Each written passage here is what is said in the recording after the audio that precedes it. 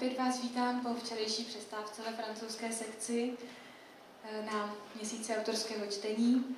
Naším dnešním hostem bude emeritní profesor Univerzity Paris 8 Vincennes Saint-Denis, pan Claude Mouchard. Pan Claude Mouchard na této pařížské univerzitě vyučoval francouzskou a srovnávací literaturu a v současné době se zabývá jak psaním esejí, například napsal část knihy Un grand désert d'homme, Velká poušť člověka, kde napsal vlastně literárně historický esej o literatuře a i o dalším umění celkově. Píše také poezii a věnuje se také překladu z němčiny, angličtiny a také z korejštiny a japonštiny. Je také editorem prestižního literárního časopisu Poezí. A úryvek, který zde uslyšíme, vyšel v roce 2009 právě v tomto časopise a je to, jak uvidíte, velice zvláštní text, který je na pomezí eseje, poezie a vlastně i takového svědectví, protože se zakládá na skutečných událostech. Ten text se jmenuje Od Darfuru po Loiru s Usmanem a český překlad, který uvidíte na plátně, pořídila Jana Beránková. Takže přeji vám hezký večer a nyní bych už mezi námi přivítala pana Clauda Moucharda.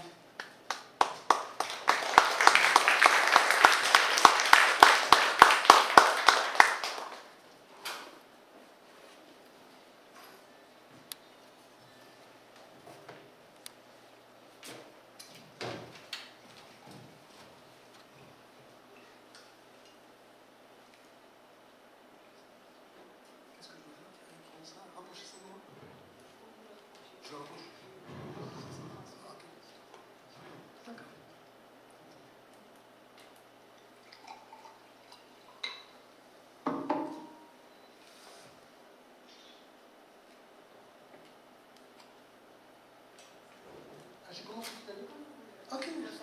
Ah non, je sais pas ce que vous voulez. Bon, alors, là, je vois plus personne. Takže teď už vás nevidím. En tout cas, bonjour. Je suis évidemment très heureux, très honoré aussi d'être ici. Ale i když vás nevidím, tak bych vám chtěl říci, že jsem velice rád a je pro mě velkou ctí, že mohu být zde v Brně. Très heureux aussi d'avoir retrouvé ici Petr Král, pour qui j'ai beaucoup d'admiration. A taky jsem rád, že jsem se zde mohl setkat s panem Petrem Králem, kterého velice obdivuji. Petr Král, avec lequel j'ai eu de trop rares conversations, mais toujours importantes pour moi. S Petrem Králem se nevídáme často, mluvili jsme spolu pouze, vlastně nemáme příležitost se často vídat, ale naše rozhovory vždy pro mě byly velice důležité. Alors, je vais lire un texte donc un peu long, qui relève d'un mouvement, d'une tentative, d'un style de tentative que je poursuis depuis longtemps. A přečtu vám text, který bude možná trochu dlouhý, ale je to text v takovém stylu, o který se pokouším už delší dobu. Je me suis aperçu, sans l'avoir décidé, que j'avais depuis des années écrit un certain type de texte. A aniž bych si toho byl vědom, tak jsem si všiml, že již po dlouhá léta píšu určitý typ textů. Il s'agit de poèmes qui touchent à l'essai et où, à chaque fois, une autre voix, la voix de quelqu'un d'autre, vient s'inscrire. Jsou to básně, které mají ovšem mnoho společného s esejem a vždy je v nich důležitý hlas někoho dalšího. Je n'ai jamais décidé de faire ça, je me suis aperçu que j'étais en train de le faire. To nebylo vědomé rozhodnutí, prostě jsem si jednoho dne uvědomil, že takové texty píšu. ici, pour le dire d'un mot, il s'agit d'un homme, vous allez voir quel genre d'homme, que ma femme qui est ici et moi avons rencontré dans la rue, à Orléans, la ville française où nous habitons, et qui, depuis maintenant plus de 3 ans, habite chez nous. A jak uvidíte, tak v tomto textu je hlavní postavou takový muž, jeho jméno se dozvíte, a tohoto muže jsme s manželkou potkali na ulici v Orléans, kde bydlíme, a v současné době již 3 roky žije s námi u nás doma. Voilà, je vais essayer de lire ça, j'espère que ce sera pas trop long, mais pas trop long à entendre. Takže už začnu číst, doufám, že to nebude příliš dlouhé a příliš náročné. Alors, peut-être faut-il dire encore que, je ne sais pas ce que c'est, cet homme vient d'Afrique, il vient du Darfour, cette région du Soudan, où, comme vous le savez, des massacres, des violences extrêmes ont été et sont toujours commises, et il a fui cette région en abandonnant sa mère, ses sœurs, son grand-père. A ještě tady upřesnění k té postavě. Ten muž, o kterém se v textu bude hovořit, pochází z Darfuru, z tohoto regionu Sudánu, kde proběhly a stále probíhají strašné masakry, a ten muž z toho regionu utekl a nechal tam svou matku, svou sestru a svého dědečka.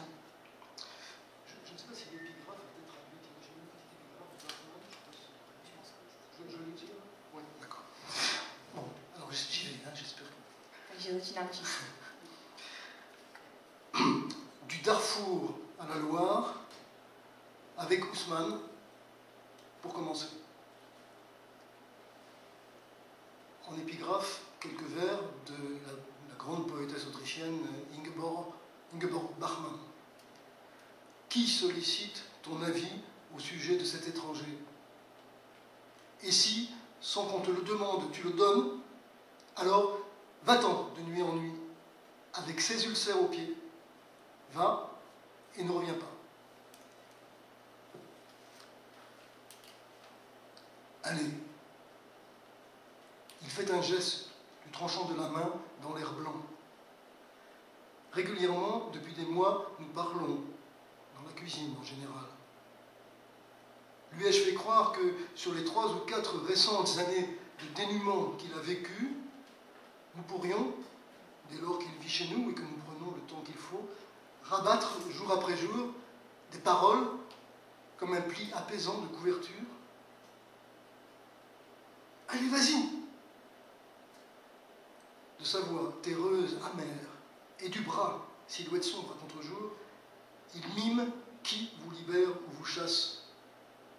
Dans une rue naguère en Libye, ou après une nuit de garde à vue, dans une rue de Paris ou d'Orléans, ou à la porte d'un centre de rétention, au bord d'une route, dans la forêt d'Orléans, à des kilomètres de tout.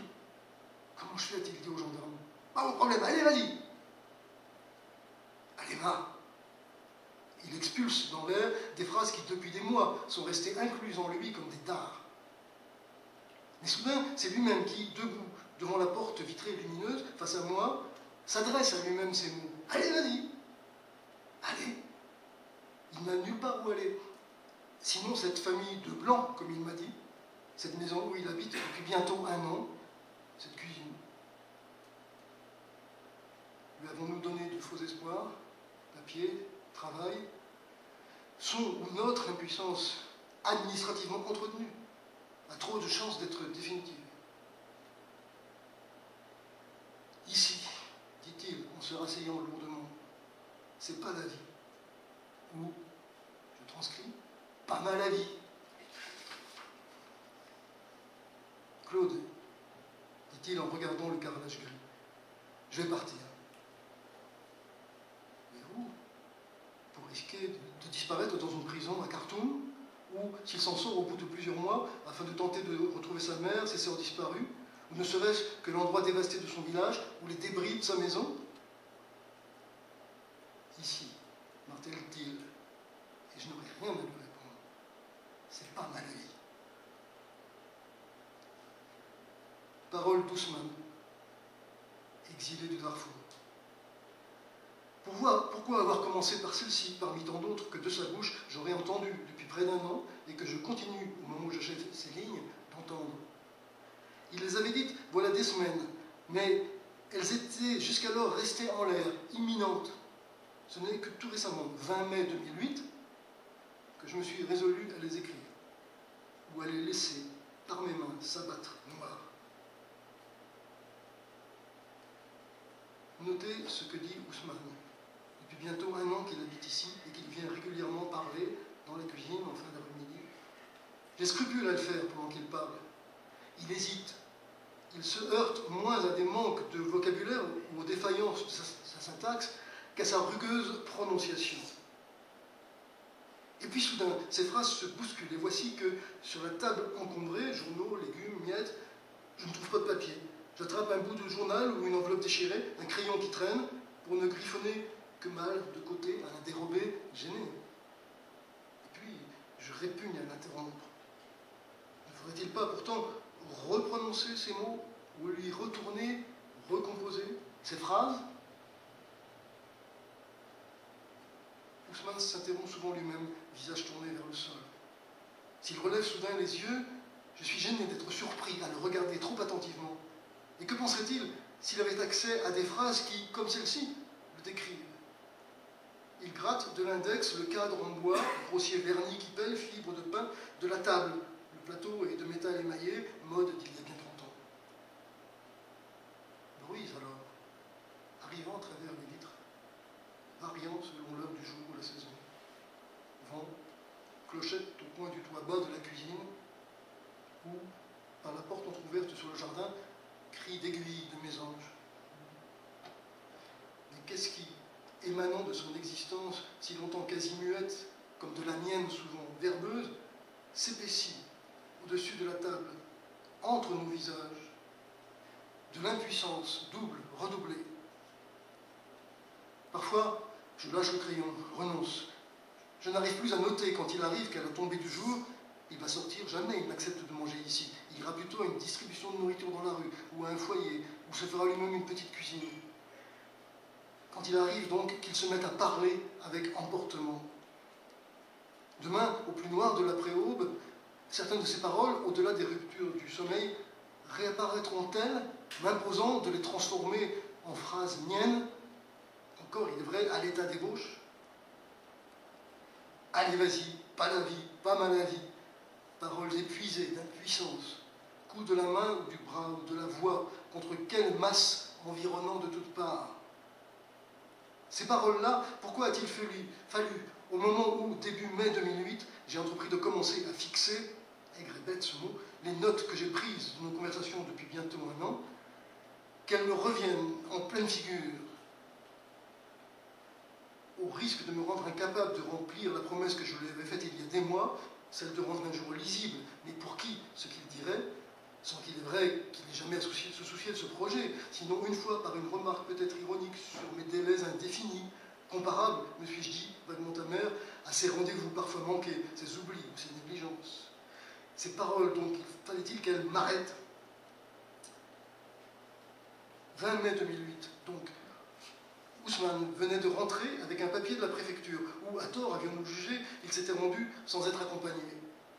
Un permis de séjour, laissez passer, dit-il, d'1 mois. Or, antérieurement, il recevait des permis de 3 mois. Pourquoi, ai-je pensé, cette réduction? Qu'est-ce qui pouvait motiver cette soudaine restriction fabriquée par l'administration? J'ai alors imaginé, dans un accès comme trop souvent d'affolement inefficace, voire dangereux, que le processus engagé depuis quelques mois, après plus de 2 années sans le moindre titre de séjour, allait s'interrompre. Et quoi alors? L'expulsion? Mais non, 3 jours après, Ousmane a reçu une convocation pour la signature d'un contrat d'intégration. Restait pourtant que dans ce papier que je lui lisais, faute qu'il puisse le déchiffrer, on lui réclamait une fois de plus, mais peut-être n'était-ce qu'automaticité des formulaires ou rituels administratifs, un passeport. Chez lui, m'a-t-il expliqué un jour, comme il a tenté de le faire pour l'administration, il n'a jamais eu de papier. C'est à la ville qu'on avait des papiers. Dans son village, à 150 km de Niala, rien de pareil. Les identités n'avaient pas besoin d'être écrites. Un vieux se souvenait des gens, de chacun et de sa famille. Et si ce vieux-là venait à décliner, ou quand il mourait, il y avait déjà un autre pour prendre le relais. Aujourd'hui, cependant, a-t-il ajouté, sur le même ton âcre qui lui vient quand il constate l'impossibilité de rien savoir de ce qui, après sa fuite, est arrivé à sa famille, sa mère, ses sœurs, seul, sans homme. Le vieux qui aurait pu se souvenir de lui, n'avait-il pas disparu, placé ou mort avec peut-être tout le village? Mais d'abord, pour commencer, tourbillon d'accès, il faudrait simultanément tout réouvrir. Qu'est-ce qui prouve qu'il est bien du Darfour? L'OFPRA, puis la commission de recours en 2005 n'ont pas ajouté foi à ces explications et assertions lors d'auditions où l'interprète semble n'avoir pas bien compris son arabe, ou du moins sa prononciation. Les attendus sommaires du refus incriminent sa manière de s'exprimer, jugée stéréotypée. A-t-on voulu insinuer que les précisions sur le Darfour par lesquelles il avait essayé de répondre à des questions soupçonneuses auraient pu être recueillies par lui hors du Darfour, au Tchad par exemple, parmi des réfugiés, des foules à bord de quelques camps? Ou bien, avatar grotesque de notre tradition oratoire et de nos valeurs, pour réussir devant ces commissions, les candidats à la régularisation auraient-ils à déployer un art de persuader qui, de surcroît, avec élégance, saurait se dissimuler comme tel? T'as vu? C'est souvent, peu après être arrivé dans la cuisine, par ces mots qu'il commence, en s'asseyant face à moi. Sous la lampe, la musique continue dans la pièce à côté. Il commence à raconter, à essayer d'expliquer. T'as vu? C'est pas la vie. Moins de vie, de droit, de possible que tous les autres. Avec tous les autres du Darfour qui, comme lui, s'étaient réfugiés au bord de la Loire, il avait été emmené dans un centre pour y attendre le résultat de l'examen de son dossier. Mais il est seul à ne pas avoir été régularisé. Vu autre, désormais, même par eux, tombant hors. T'as vu? Être retombé sans plus d'attache dans les rues, tant de voix et de visages soudain sentis trop expressifs, ou seul au bord du fleuve, fleuve toujours susceptible pour qui survit dans les îles de se gonfler brin menaçant. Quand il pleut, la voûte en béton d'une arche du pont de chemin de fer, et toujours chercher à manger dans les rues et revenir s'endormir par terre, se laver au réveil dans l'eau terreuse, pas de quoi se changer. T'as vu? Décourageant, les moindres soins de soi, pour qui est plombé de fatigue et d'humidité, membre à membre, en autant de poids insoulevables, contact puant de la peau ou des muqueuses enflammées à elles-mêmes, boue et sécrétions les fondent ou les soudent aux plis et coutures de vêtements, se toucher écœur. Quand il faisait trop froid, il arrivait que des copains logés en foyer le fassent entrer en fraude dans la cuisine, dormir quelques heures, tête sur la table, à 5 heures du matin, il fallait sortir. Et dans l'aube, attendre l'heure où s'ouvrirait, par exemple, la médiathèque, où on est gentil, personne ne dit rien, somnoler des heures. Mais d'abord, il ne s'appelle pas Ousmane.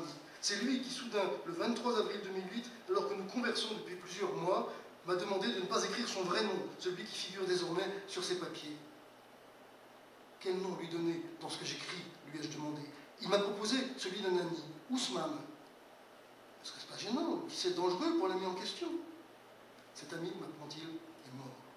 Ousmane a été tué en octobre 2003 dans le nord du Darfour, du côté d'El Fachir, alors qu'il cherchait à passer en Libye.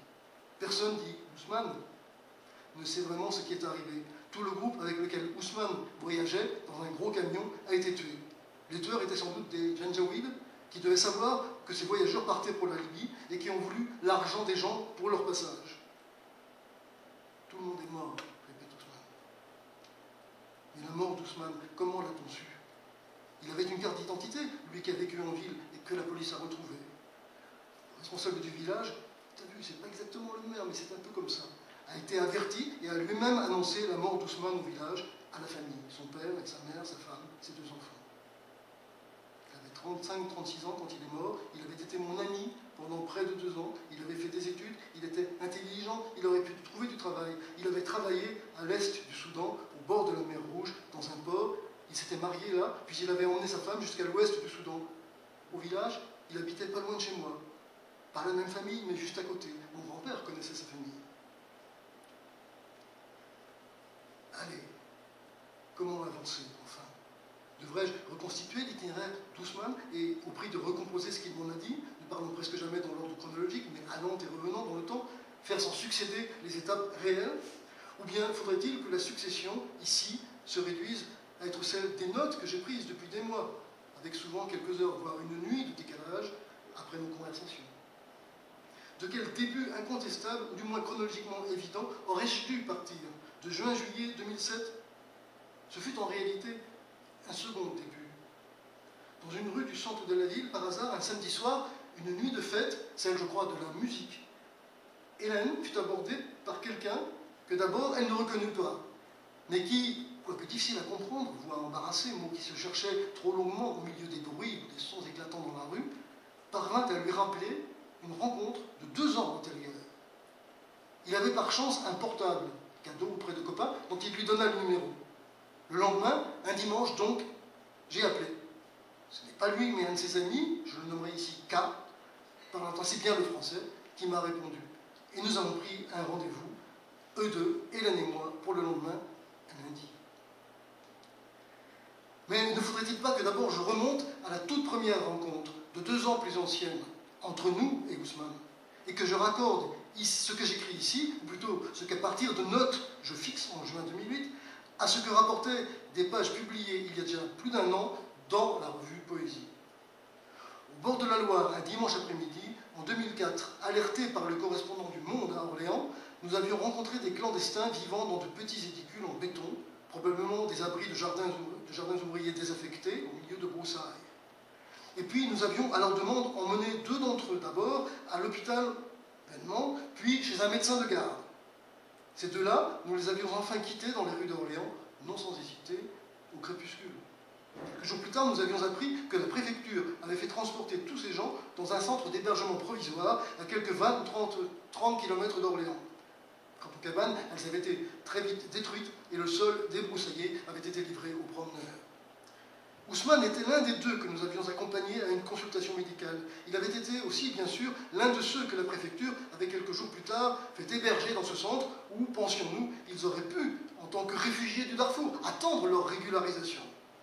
C'est donc, après une longue interruption, un quasi-oubli de notre côté, et pour Ousmane, la catastrophe du rejet par l'OFPRA, que la relation avec Ousmane connut un second début. C'est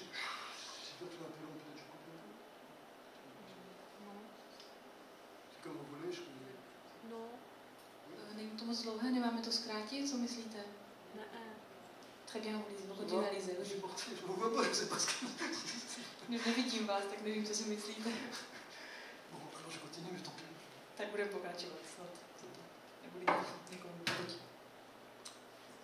Hier, 16 juillet 2007, ai-je noté il y a bientôt 1 an, fin d'après-midi, au Lutetia, face à la cathédrale, grand visage blanchâtre 18e siècle, ni vieux ni jeune, tourné aveugle, et soudain le soir se colorant d'orangé face à l'ouest, illumination du ciel de Loire, et non loin des blocs en dalles synthétiques des annexes administratives de la préfecture. 4e rencontre avec Ousmane. Après 3 autres, où, urgence première, nous avions lu, Hélène et moi, les papiers qu'il transportait dans une chemise en carton verdâtre émietté, et que seul son ami K, lui aussi du Darfour, et qui était présent, avait pu quelque peu lui traduire. C'était la première fois qu'Ousmane venait seul. K n'avait pu cette fois l'accompagner. Un rendez-vous avec une assistante sociale. K, qui lors de nos 3 précédentes rencontres, à ce même Lutetia, jouait le rôle d'interprète, n'a que 22 ans. Ousmane en a plus de 30. K a été à l'école jusqu'au niveau du bac. Il a étudié l'anglais, il parle français, même si, dans un demi-sourire permanent, il parle trop bas, trop vite. Ousmane est, c'est du moins ce que je crois alors capter, mais j'apprendrai plus tard que son passé est plus compliqué. Ousmane donc est un paysan. Il n'a fréquenté qu'un petit nombre d'années l'école coranique. Lors de nos 2 premières rencontres, Ousmane ne nous a parlé que par l'intermédiaire de K. Mais à la fin de la 3e rencontre, 9 juillet 2007, je me suis retrouvé seul avec lui et j'ai constaté qu'il parlait un français étrange, appris à écouter les jeunes dans les îles de la Loire, et pour moi à reconstituer au vol. C'est à l'issue de cette troisième rencontre, au café, que j'ai emmené Ousmane, à quelques centaines de mètres de là, près de la gare, chez Carrefour, pour lui acheter un sac de couchage et une petite tente légère, dépliable d'un coup. Une petite chambre, a-t-il dit.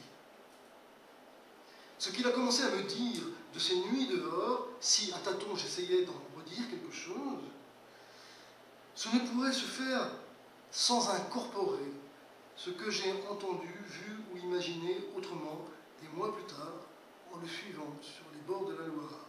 Ce jour de novembre 2007, nous nous sommes retournés sur des lieux, une maison vide, squattée quelques jours en plein hiver, où ne subsistaient pas ces traces, mais où il m'en a montré d'autres, à peu près semblables, disait-il. Pour lui, en tout cas, trop reconnaissables, étrangères, familières, creux de couchage éphémères, nids d'herbes sales, formes de corps, débris, le très peu que laissent en repartant le matin ceux qui doivent toujours tout emporter avec eux dans les rues. Couverture, rares vêtements, un minimum d'aliments, rien ne peut être laissé sur place. Les employés municipaux ont instruction de tout ramasser ou détruire. Et donc, chaque soir, tout reformer dans un minimum d'enroulement de soins de soi. Et si c'était un enfant mien, adulte, déjà vieux, qui par impossible serait rencontré, épuisé, sans regard, au détour d'une rue étrangère ou trop familière, terreur confondue pour la tendresse. Le temps s'est effondré devant lui. Il ne cesse de tomber dans un fossé plein de feuilles noires horrissantes, puanteur d'une tristesse absolue de se laisser submerger. Allez, viens, tu ne vas pas rester là comme ça. Et impuissance se redouble. Il ne désire plus rien. Il n'est plus accessible. Viens donc. Impossible de l'arracher à cette décomposition de lui désormais trop connu, trop goûté. Je t'en supplie, viens. Allez. Le 16 juillet, première conversation complètement seul à seul, sous le regard vaguement inquisiteur de la patronne du café qui déjà nous reconnaît. J'ai interrogé Ousmane sur sa vie au Darfour, avant que les violences exercées par qui au juste, la question va courir dans ses propos ultérieurs, avant que les violences ne commencent, ou du moins ne deviennent insupportables. Il travaillait la terre, a-t-il dit, avec son père. Non, me suis dit plus tard, en reprenant et en entre-confrontant certaines de mes notes, son père à l'époque était mort. Et dans des conversations ultérieures, c'est de son grand-père qu'il parlera. Ou plutôt, il aura d'abord dit grand-mère, puisque, m'expliquera-t-il, il parlait du père de sa mère. Ce qu'il faisait pousser, j'ai du mal à le comprendre. De ma main, il me montre la hauteur des plantes. On élevait des moutons. Il a insisté sur les agneaux, sur la possibilité de les vendre. Il a parlé du marché. Et je n'ai pas bien compris ce qui pourtant paraissait important, un véhicule. Soudain, Ousmane glisse, comme un rapide message en surplus, et ajoutant que c'est la première fois qu'il le dit. Tout à l'heure, en rentrant chez moi, tiré de ces mots-là une satisfaction, celle d'inspirer confiance, nimbe rosâtre ému. Soudain, Ousmane glisse qu'il a songé à mourir. Il parle encore des îles de la Loire, autrement que la fois précédente. D'une particulièrement qu'il aime bien.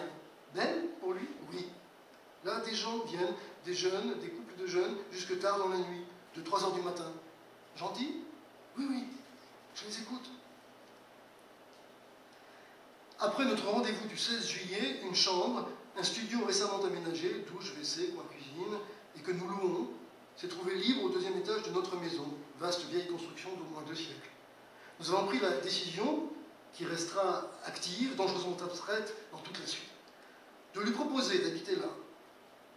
Le 23 juillet, du Lutetia, où nous nous sommes retrouvés, de nouveau avec K, nous venons traversant la Loire à la maison. Je lui montre l'endroit. Il dit très vite, ou plutôt visage baissé, larmes d'humiliation, perlant. Plutôt, il fait dire par cas, je ne peux pas payer. Pendant que cas traduit, il fait un geste d'impuissance des deux mains, mais pas l'eau ou l'électricité. Silence, ou se fait soudain, trop sensible, en connexion vitale, le plus banal. Bruit dans les murs, trépitation douce des continuités de permanence, des connexions coûteusement partout entretenues, l'eau qui arrive au bord de la Loire, la municipalité avait coupé, ou les eaux usées, évier, WC, qui s'évacuent, les câbles électriques, on en voit quelques-uns lourds et noirs par la fenêtre de ce second étage. Peut pas. Bien sûr. Silence, cri de martinet, ou, dans la lumière affluente horizontale du dehors, zébrure du vol d'une hirondelle s'engouffrant sous la gouttière proche. J'ai eu peur. Au fond du grand bateau, j'ai vomi. J'étais en sueur. J'ai cru que j'allais mourir. Commencer par des phrases comme celle-ci, entendues des semaines plus tard. Un début au milieu de la Méditerranée, entre Libye et France, in medias res, du pathos. Ousmane ne savait pas ce que c'était, le mal de mer. Si on me donnait une cigarette, elle me tombait de la bouche. Il rit. J'ai pensé qu'on m'avait peut-être donné quelque chose avec la nourriture. Je n'osais plus manger. J'avais peur qu'on nous donne quelque chose et puis qu'on nous jette à la mer. J'ai pensé que je rêverais jamais ma famille, ma mère, mes sœurs. Je pensais à mon grand-père. C'était en mai 2004 et la traversée a duré 8-9 jours. 2 jours sur un petit bateau de pêcheurs en plastique, est-ce bien ce qu'il a dit, et 7 jours sur le grand bateau. Sur le petit bateau où il s'est trouvé 7 personnes, 4 Soudanais, 2 Somaliens, 1 du Burkina Faso, le seul francophone. Puis on se retrouve sur le grand bateau avec d'autres clandestins, 40, 50. Sur le grand bateau, bien sûr, les clandestins ne sont pas tous ensemble, ils sont cachés dans plusieurs endroits. Dans chacune des petites cabines destinées au repos du personnel et prévues pour 1 ou 2 personnes, on s'entasse à 7. On a peur. On vous crie des choses qu'on ne comprend pas. On a peur que la police arrive. Tout le monde alors irait en prison, même les gens qui travaillent sur le bateau. Pas parler, pas tousser, pas éternuer. Ousmane s'efforce de retrouver, de se souvenir de lui-même. Il sent bien que je cherche à m'approcher au plus près des sensations d'alors. Lui, il a peur. Moi, j'ai peur. C'est pas quelque chose de normal. On t'a pris le portable, la montre, le briquet, les papiers d'identité si tu en as, avant de monter dans le petit bateau. Tu prends rien. On mange 1 fois par jour. Comment fait-on pour pisser et pour... C'est moi qui demande. Je suis un peu gêné. Quel mot employer? Nos propos sont toujours retenus, pudiques. Gêné, mais pas trop. Il rit. On pisse par un petit trou, un hublot. Et pour le reste, dans du plastique. Et tu jettes aussi par le trou. Au moment d'arriver en France, en prenant un autre petit bateau, il a dû enfiler un uniforme de la compagnie.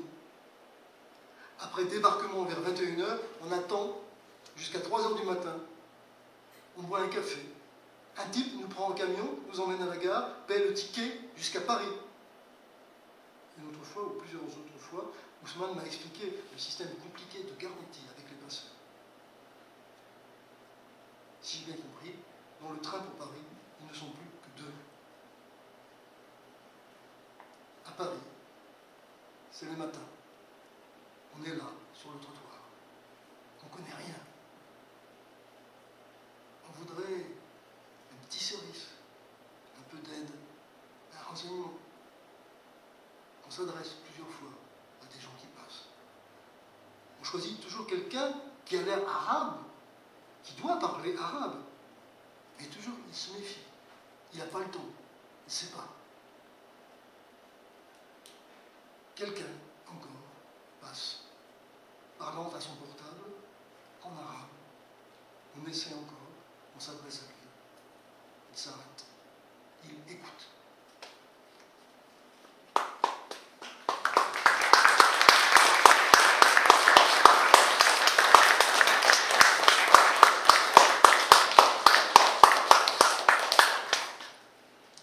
Merci beaucoup. Moc děkujeme Šárdovi. A teď dáme prostor, jak už víte, vašim otázkám.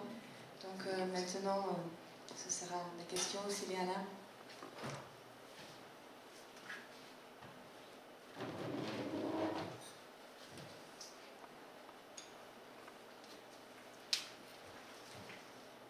Dobrý večer. Děkujeme za krásný příběh a mě by jenom zajímalo, jak dál pokračuje a jaké jsou na něj odezvy.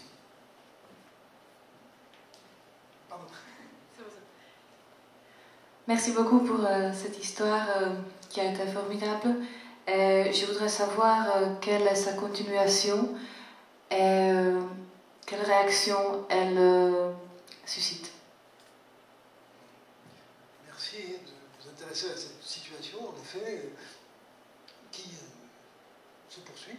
C'est-à-dire que Ousmane, qui s'appelle pas Ousmane,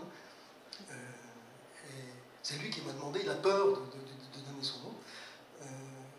Ousmane est toujours chez nous et nous l'avons quitté avant de venir ici, juste avant de venir ici.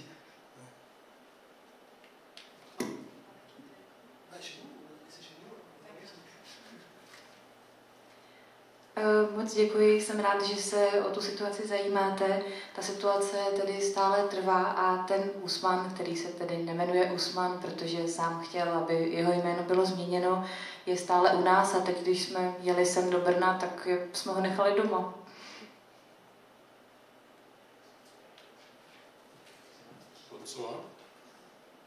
La réaction que ce texte a suscité? Le texte a suscité? J'ai pas pensé à cette question, je sais pas. To nevím. Ptal jste na reakci na ten text, že ano? Je vais ajouter ceci, qui est important pour moi, c'est que ce texte n'est qu'une partie de ce que j'essaye de faire. Je sais pas si je peux faire maintenant. Je continue. Autrement dit, je parle avec Ousmane, comme vous l'avez vu depuis très longtemps, et j'ai développé, je crois que nous avons développé l'un et l'autre, des façons de nous parler, puisqu'il ne parlait pas du tout le français en arrivant chez nous. Et je fais, bien sûr, je vais faire un livre. Et ce sera un gros livre, parce que j'ai quelque chose comme 500 pages de notes. 500. Ah là, non, mais 500 pages de notes. A jenom bych chtěl k tomu dodat, je důležité, že tenhle ten text, to je pouze část velkého celku, na kterém pracuji. Já už spolu s Usmanem už vlastně na tom pracujeme dlouho, mluvíme spolu, naučili jsme se už komunikovat, vypracovali jsme si speciální komunikaci, protože on na počátku nemluvil francouzsky úplně dobře a myslím, že to bude velmi rozsáhlá kniha, protože už v současné době mám 500 stran poznámek. François? Budu mít asi 3 otázky. První bude tradiční, to znamená, jaký je váš vztah k moravskému národu, ale protože jste z Francie, tak taky k bratrům, Savojcům, Alsasanům, Bretoncům, případně dalším. Pak druhá, dočetl jsem se o vás, že jste se narodil na severozápadě Francie, ale když se řekne severozápad Francie, tak to je pro mě jako Praha 14, nevím, kde to je, ani jestli to existuje, takže by mě zajímalo, kde jste se narodil, jestli to bylo v Británii, v Normandii nebo někde jinde. A ta třetí, vzhledem k tomu, že asi není naděje, že od vás jako od básníka bychom tady slyšeli nějaké básničky, protože jste upřednostnil téma, které se vám zdalo asi podstatnější, tak jsem se chtěl zeptat, jak se díváte na ten svět, ve kterém žijeme, protože před 20 lety u nás jsme žili v socialismu, bylo tady méně milionářů, ale nebyli tady bezdomovci.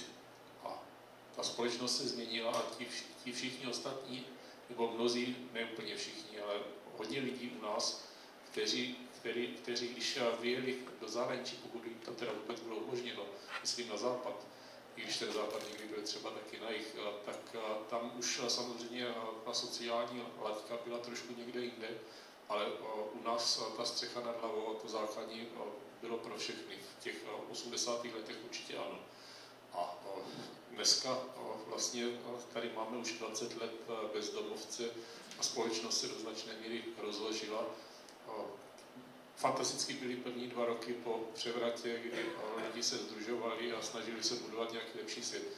A dneska spousta věcí v té společnosti přestala fungovat, staví se nové domy a kolem nich vysoké zdi. A já bych se chtěl zeptat, protože vy tu zkušenost máte delší než my tady. Taky jsem o generaci minimálně o tu jednu mladší, já jsem se chtěl zeptat, co vy na to a jak to vidíte dál, protože to téma, které jste tady dneska předestřelili, je pořád to stejné o tom, že se nám někde vytratil soucit, ale že ne všechno zmůže jeden člověk, protože něco někde ta ryba smrdí od hlavy. Mluvám se do toho se mluvím.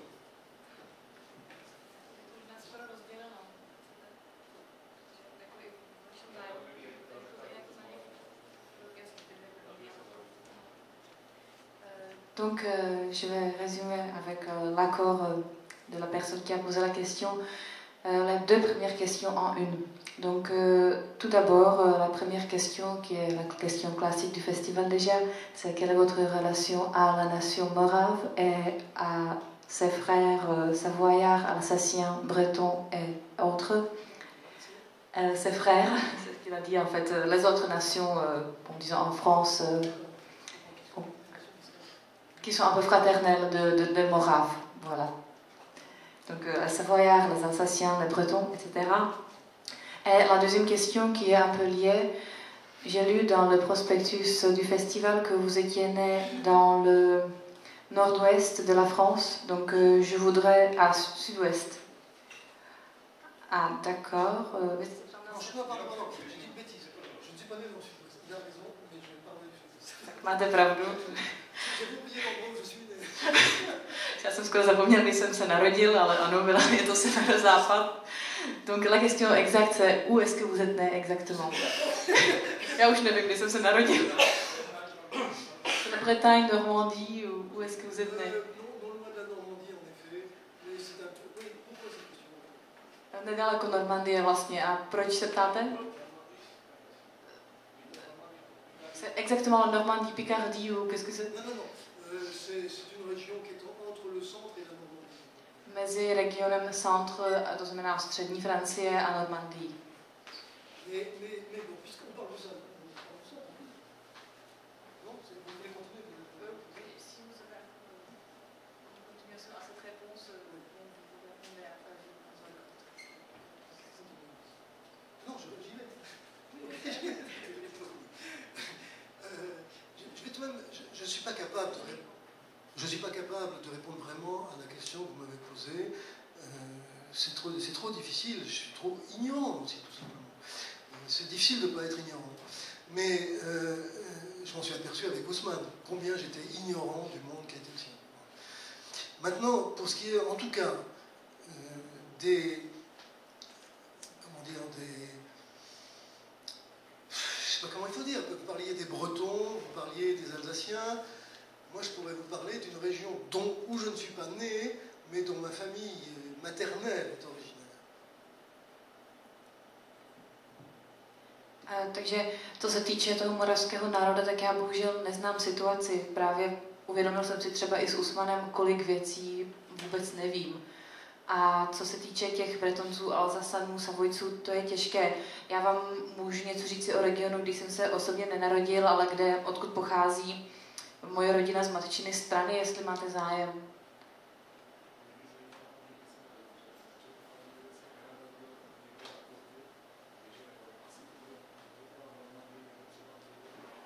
Donc, pourriez-vous dire la région exacte où est-ce que vous êtes né? Ça intéresse le monsieur, voilà. Je ne sais pas si Hélène de moi, comment on appelle ça? C'est la Normandie? Tak je to zřejmě Normandie, ale není to až tak jasné, asi tak. J'ai un problème avec la Normandie, c'est la région de la famille de mon père et je ne supportais pas du tout. Já mám totiž s Normandii problém, to je region rodiny z otcovy strany a buď jsem ji neměla, ten region nemám rád. L'endroit où je suis né, c'est un endroit de hasard, je suis né en 1941, c'est lié à la guerre. C'est un endroit de hasard, je ne suis pas né, vous voyez, c'est pas... Il y a ça aussi. No, protože já jsem se tam v podstatě nenarodila, já jsem se tam narodil náhodou, protože to bylo v roce 1941, kdy byla válka, moje rodina se tam odstla, takže asi tak. Ce qui compte pour moi, mais je prends des mots, parce que ça a un rapport avec ce dont on parle là, ce qui compte pour moi, et ça a un rapport avec votre question à ma manière, c'est que la famille de ma mère est originaire, c'est une famille de paysans du sud-ouest de la France. Une région où, quand ma mère était petite, ou bien adulte quand elle était avec ses sœurs, ne parle pas français, parle l'occitan. Un patois occitan. Ça a toujours été très important pour moi. Et cette région, j'y suis toujours retourné avec l'impression que c'était le seul endroit en France où les choses étaient réelles pour moi. Ben, réel, c'est-à-dire que là, je vais rien dire de là, mais quand, souvent dans la vie, une table, une pierre, c'est pas tout à fait réel. Et quand j'allais là-bas, il y avait une odeur de réalité dans toutes les choses. Takže já vám teda můžu něco říci o tom regionu, odkud pochází moje matka, to je právě jihozápadní Francie. Tam moje matka žila, když byla mladá, když byla dítě. A to je Occitánsko a to je pro mě velice důležitý region, kam jsem se vždycky vracel. A je to tam pro mě důležité z toho důvodu, že tam jsou pro mě věci podle mě reálné. Cette relation-là, avec une région, une langue que je ne comprenais pas, mais qui m'était précieuse, c'était la langue de ma mère en fait. Eh bien, pour moi, m'interrogeant sur ma façon d'écouter des gens comme Ousmane, quelquefois d'autres personnes comme d'autres, il y a un rapport. Il y a un rapport. A myslím si, že ten vztah k té okcitánštině, k tomu jazyku mé matky a k jazyku, který jsem neznal, je pro mě důležitý a je pro mě důležitý potom také ve vztahu k jiným lidem, jejichž jazyku nerozumím, jako například ve vztahu s Usmanem. Pour dire un dernier mot sur la question que vous avez posée, je ne suis pas capable de vous répondre, mais je reçois de votre question une autre question, c'est en effet, qu'est-ce que l'unification en État-nation moderne a coûté aux populations ayant des appartenances autres que celles qui relèvent de l'unification moderne? Takže já vám na tu otázku neumím tak úplně odpovědět, ale chápu, že ta otázka je spojena s další otázkou a to je otázka na to, jakou cenu zaplatili ty autonomní národy za sjednocení státu. A to je asi všechno, co bych tomu chtěla říci.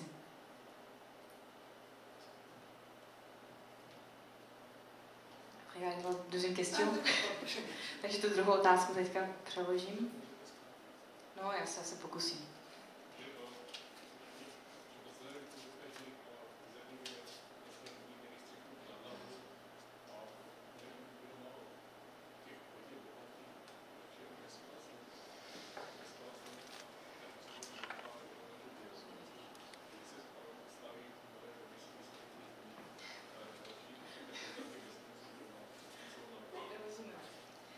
Donc en fait, cette question a un rapport avec le passé de la République tchèque, de la Tchécoslovaquie, qui a été communiste avant. Donc avant, aux années 80 au moins, dans le socialisme, il n'y avait pas tellement de personnes tellement riches, mais le fait est qu'il n'y avait pas de sans domicile fixe, pas de personnes sans maison. Donc maintenant, il y a la liberté, il y a les millionnaires, mais il y a également des grands murs qui se construisent entre les personnes. Et donc je voudrais vous demander comment est-ce que vous regardez cette situation et comment vous pensez qu'elle va s'évoluer dans le futur. Vous me faites un peu trop confiance. Enfin, je veux dire, ma réponse risque de ne pas être plus intéressante que celle de n'importe qui, en l'occurrence. Bien entendu, comme vous, j'imagine, le délire aujourd'hui de la richesse m'écoeure et me fait peur. Destructeur, évidemment. Mais permettez-moi de revenir, parce que sinon on aura une conversation, je pense, très, très longue. Pour revenir à ce dont je parle avec Ousmane, pour essayer de retrouver le nom que je vais donner, Ousmane, je ne parle pas de sans domicile fixe exactement au sens où vous en parlez. Je parle de migrants clandestins. C'est un phénomène capital aujourd'hui. Maintenant, dans un nombre incroyable de régions du monde. Bon, je parle que ce soit en Asie, maintenant, j'ai pu le constater, parce que j'y vais souvent, donc en Afrique, au sein de l'Afrique, des migrants clandestins au sein de l'Afrique, aux États-Unis, comme vous le savez, etc. En Europe, bien sûr. Et donc il y a là un phénomène dramatique, c'est pas tout à fait celui des sans domicile fixe, ça se recoupe, mais c'est pas tout à fait le même. Un phénomène dramatique qui fait aussi que le monde maintenant est parcouru, j'en parle dans d'autres passages de mon texte sur Ousmane, le monde est maintenant couturé, comment dire, traversé de frontières infranchissables, franchissables pour les riches, infranchissables pour les miséreux. Et partout on construit des murs, on construit que ce soit aux États-Unis, entre le Mexique et les États-Unis, que ce soit au Maroc, par exemple, pour empêcher les gens qui viennent de l'Afrique subsaharienne de passer et de traverser la Méditerranée comme l'a fait Ousmane, etc. Donc ça, c'est pas la même question tout à fait que celle que vous avez posée, mais celle-là, en tout cas, c'est celle à laquelle je tente non pas de m'affronter, qu'est-ce que je vais dire, de la réviser, c'est-à-dire, qu'est-ce que c'est pour moi là, l'aspect littéraire de ce genre de texte? C'est de tenter d'effectuer dans nos vies, nos sensibilités, nos rapports au monde, le fait qu'il y a en même temps que nous, et à côté de nous, et quelquefois chez nous, des gens dans de pareilles situations.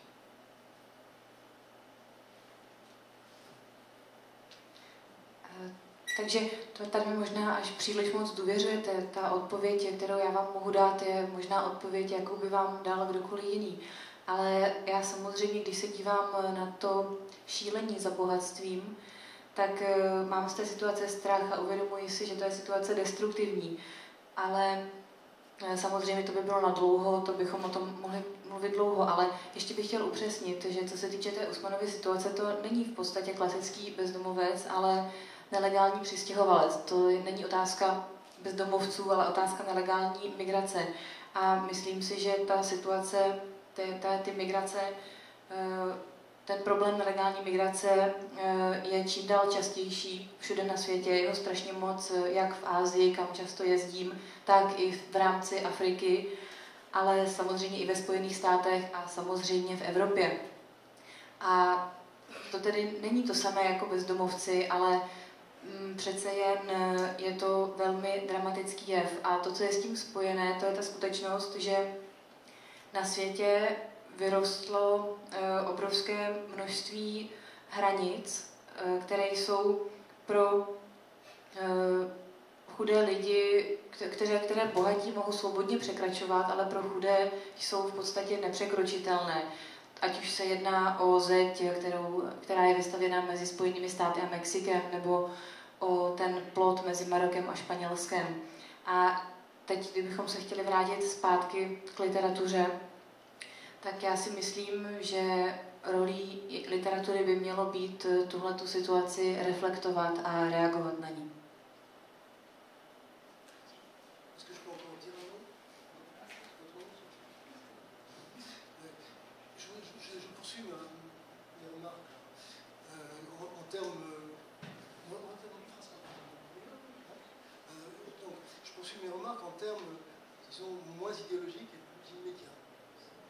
Když se na to podíváme z trochu méně ideologického, ale trochu bezprostřednějšího hlediska, tak bych chtěla ještě pokračovat a něco k tomu říci z téhle stránky.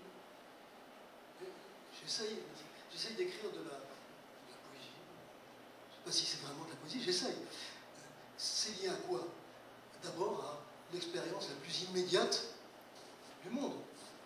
Je vais dans la rue, je traverse le pont sur la Loire, dont j'ai parlé là, l'air me vient, la lumière, les choses qui m'éclaboussent, et ça donne envie de vivre, de dire, de répondre. A když se podíváme vlastně na to, já bych v té své poezii se snažím vlastně bezprostředně reagovat na svět, protože když se jdu projít po Orléans, jdu přes most, tak vidím situaci těchto lidí. To znamená, že se snažím reflektovat to, co vidím kolem sebe. Je cours dans la rue un matin, à l'aube, il ne fait pas encore jour. Je cours dans la rue un jour de décembre, il fait très froid, et soudain, dans la rue, là, il y a quelqu'un qui est au milieu, c'est un Africain, un noir, qui a passé la nuit dehors manifestement, qui est debout, gelé, dégoulinant de dégel. A třeba se mi stalo, že když takhle jdu ráno běhat ještě před východem slunce v zimě, v prosinci, tak najednou před sebou vidím Afričana, který evidentně strávil noc venku, je celý zmrzlý. Ce qui me rattache à lui, c'est pas seulement des bons sentiments, c'est pas seulement une idéologie.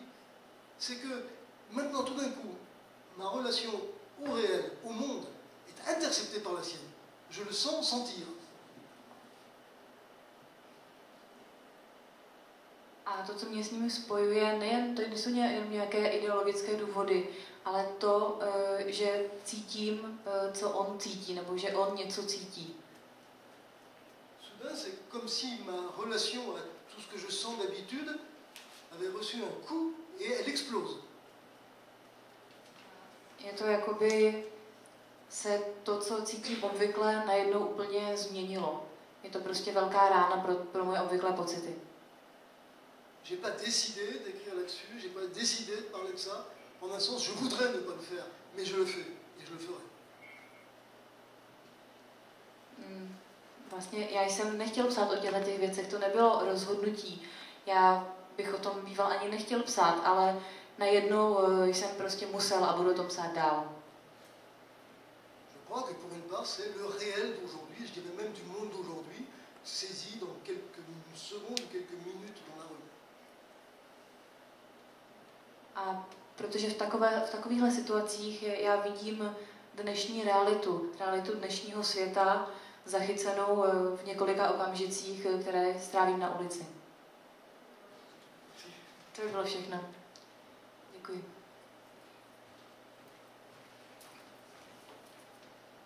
Mě tady v této souvislosti napadá, bych se rád zeptal na takovou změnu klimatu, jako intelektuálního klimatu.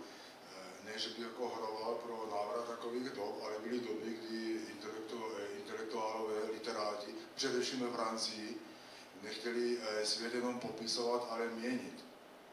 A právě jaká dneska je tam teda velký ústup v téhle věci, jako lze pozorovat, že takové snahy vlastně už neexistují. Jak se on na to dívá, je to jasné, co tím myslím. Ještě právě ve Francii, třeba řekněme v 30. letech, to byl samý, co intelektuál, to revolucionář, dneska ticho po pěšině. A v 60. no, já, jako dneska úplně ticho po pěšině.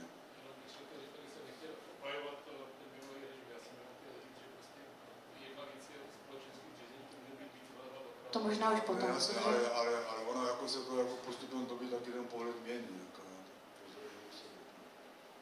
Donc, je voudrais poser une question.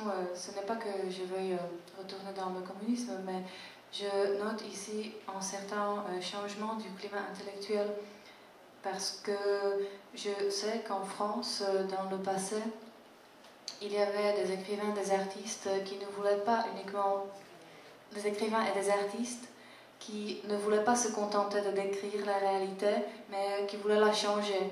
Et maintenant, j'ai constaté plutôt que ce n'est plus le cas. Donc, que ce type d'écrivains et d'artistes n'existe plus. Donc, je voudrais savoir quel est votre point de vue là-dessus, si ça commence à changer. Těžká otázka. C'est une question évidemment très simple. Et j'aurais 1000 réponses diverses à donner. Si vous pouvez penser, par exemple, je peux penser moi-même que le geste, la rencontre individuelle, l'accueil individuel comme celui-là de Ousmane Chenou, que la tentative d'écrire le dialogue, l'incompréhension, le malentendu, la difficulté humaine immédiate, vous pouvez penser que tout cela est trop immédiat, trop individuel et n'oriente vers aucun horizon. Je ne sais pas plus, moi j'en suis là. Je pense qu'il n'y a pas beaucoup, trop peu, qui déjà prennent acte de ce qui existe. Je trouve que la plupart, même les hommes politiques en France par exemple, je ne parle pas des hommes politiques, disons socialistes par exemple, ne prennent pas acte de ça.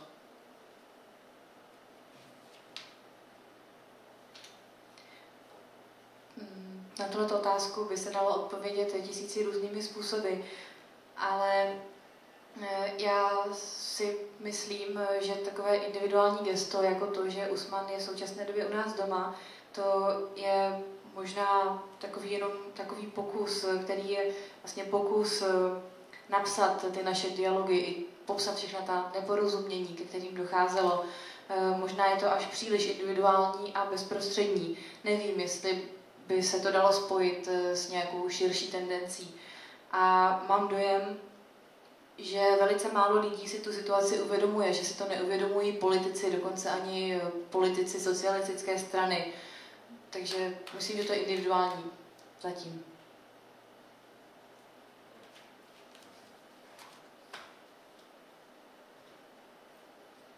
Další dotaz. Byl by poslední, protože začíná další čtení. Tak prosím. Dobrý večer. Já jsem šťastná, že jsem byla přítomna tohoto setkání a mám takovou otázku. Na internetu nebo v tom interview, které je zveřejněno i tady v tom katalogu, jste 3krát použil slovo šlechetný. Vlastnost, které si nejvíce ceníte u muže, u ženy a kterou nejvíc odpouštíte. Tak jsem se chtěla zeptat, nevím, jestli je to v překladu, u nás se to slovo velmi málo, nebo se vytrácí, téměř se nepoužívá. Jak byste krátce vysvětlil tu vlastnost? A pak jsem se chtěla zeptat, ten příběh toho Usmana je takový trošku strhující, ale trošičku beznadějný, jestli tam teď po tom soužití nějaká naděje nastala a jestli jste tu vlastnost šlechetnost u toho Afričana našel.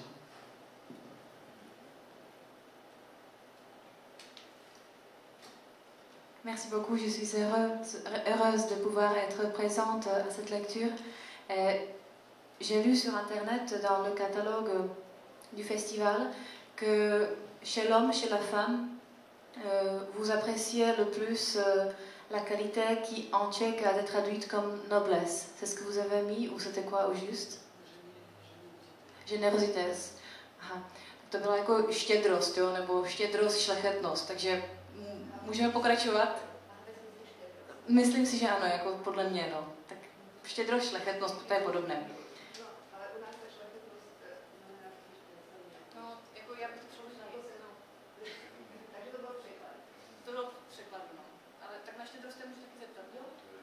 Donc, chez nous, le mot s'utilise pas tellement, il y avait un problème de traduction, mais c'est pas grave. Donc, cette générosité, je voudrais savoir comment vous l'expliquez au juste, qu'est-ce que vous voulez dire par cela. Et il me semblait que dans la situation d'Ousmane, dans le texte, qu'elle était un peu sans espoir. Donc, je voudrais savoir si maintenant il y a plus d'espoir. Et je voudrais savoir aussi si chez cet Ousmane, vous avez trouvé la générosité. Vous posez une question très, très directe, et je vous remercie, ça me touche. Oui, la générosité, disons, j'ai mis ça comme ça, hein, spontanément, et sans me poser, sans essayer de me faire... Mais c'est vrai que je suis tellement reconnaissant à d'autres d'être quelquefois généreux envers moi, par exemple. C'est-à-dire de me donner un peu de leur temps, de leur force, et sans escompter rien, sans attendre rien.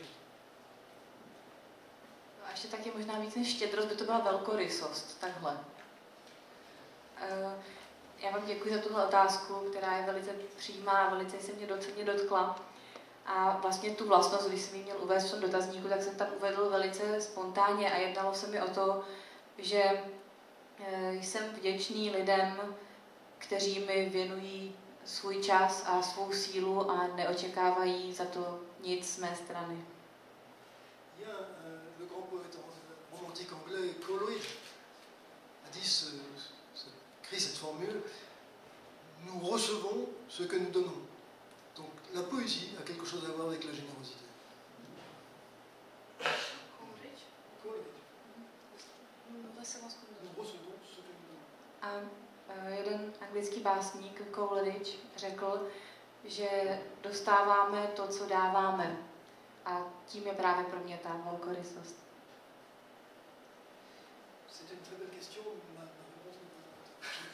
Děkuji vám za tu krásnou otázku a myslím, že moje odpověď trochu nebyla na výši. Moc vám děkuji.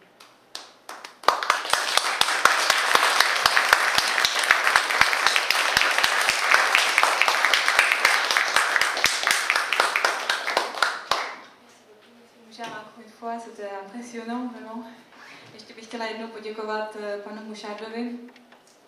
A jinak ještě připomínám, že zítřejší francouzské čtení bylo odvoláno, protože paní Muriel Barberiová nepřijede, ale přijede